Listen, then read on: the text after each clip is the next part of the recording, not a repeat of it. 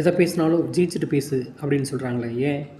ஒருவேளை நம்ம சொல்லிவிட்டு அதை செய்ய முடியலை, ஜெயிச்சு காட்ட முடியலை அப்படின்னா எல்லோரும் கேலி பண்ணுவாங்க, கிண்டல் பண்ணுவாங்க, சிரிப்பாங்க, நம்மளை அவமானப்படுத்துவாங்க அப்படின்னா இல்லைங்க.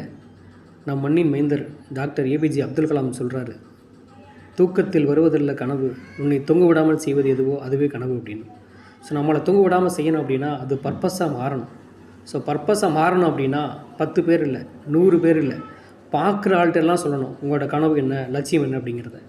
ஏன் அப்படின்னா ஒரு காலத்தில் ஒரு நேரத்தில் நாமே மறந்தாலும் கூட நாம் சொல்லி வச்ச நம் உறவுகள், நம் நண்பர்கள் அதை மறக்க மாட்டாங்க. பார்க்கும்போதெல்லாம் நம்மளை ஞாபகப்படுத்தாங்க. என்ன மாப்பிள்ளை கார் வாங்குற என்ன, இன்னும் வாங்கலை, வீடு கட்டுற என்ன, இன்னும் கட்டலை, இந்த பிஸ்னஸில் ஜெயிச்சிருவேன் என்ன, இன்னும் ஜெயிக்கலை அப்படின்னு நம்மளை ஞாபகப்படுத்துவாங்க.